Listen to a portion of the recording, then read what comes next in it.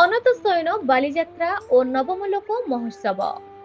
ଢେଙ୍କାନାଳ ଜିଲ୍ଲା ପର୍ଜଙ୍ଗ ବ୍ଲକ ସରାଙ୍ଗ ଗ୍ରାମ ଦେଇ ଯାଇଥିବା ନଦୀପଠାରେ ଭାରତର ସର୍ବବୃହତ ଐତିହାସିକ ଅନନ୍ତଶୟନ ବିଷ୍ଣୁଙ୍କ ବିଶାଳକାୟ ମୂର୍ତ୍ତି ନିକଟରେ ବାଲିଯାତ୍ରା ଓ ନବମଲୋକ ମହୋତ୍ସବ ଅନୁଷ୍ଠିତ ହୋଇଯାଇଛି।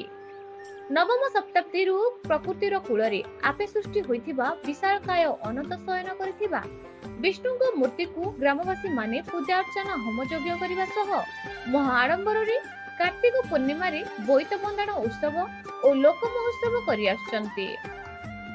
ଏହା ଗତ 9 ବର୍ଷ ଧରି ଅନନ୍ତ ଶୟନ ବାଲିଯାତ୍ରା ଓ ଲୋକ ମହୋତ୍ସବ ଭାବେ ପାଳିତ ହୋଇ ଆସିଛି।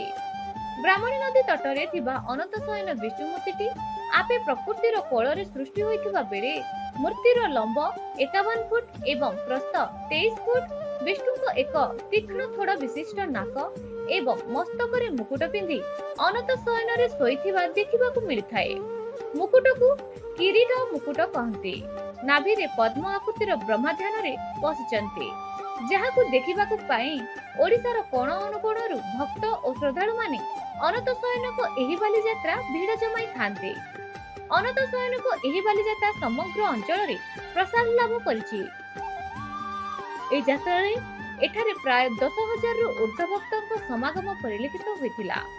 ରଙ୍ଗାରଙ୍ଗ ପରିବେଷଣ ଭିତରେ ଭଜନ ସମାହାର, ବିଭିନ୍ନ ପ୍ରକାରର ଦୋକାନ ଏବଂ ଦୋଳି ଛୋଟ ଛୋଟ ପିଲାମାନଙ୍କୁ ବେଶ ଆକୃଷ୍ଟ କରିପାରିଛି।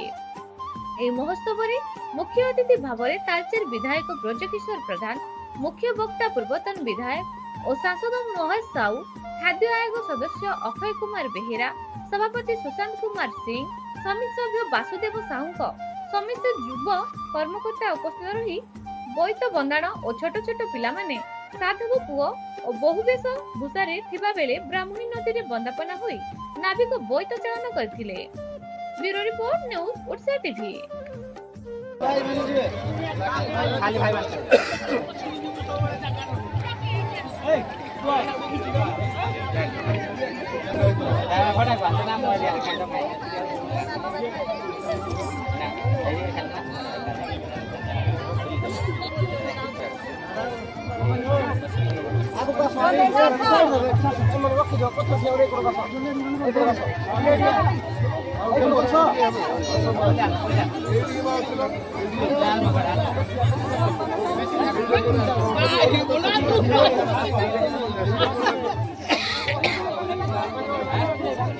डोंगे दाव को लालू बंदे भाई आंख बंदे जाकर चढ़ी में डोंगा ना बोला हमको बोलते नहीं है किसी इन्हें ठाकुर को बोल दे दिया है कौन रखली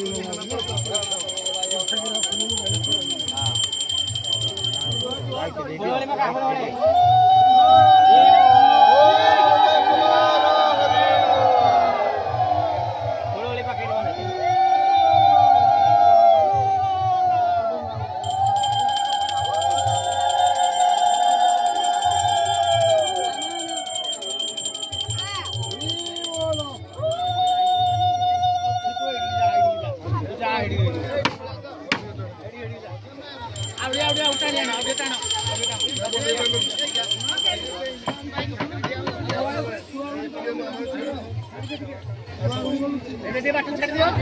बंदे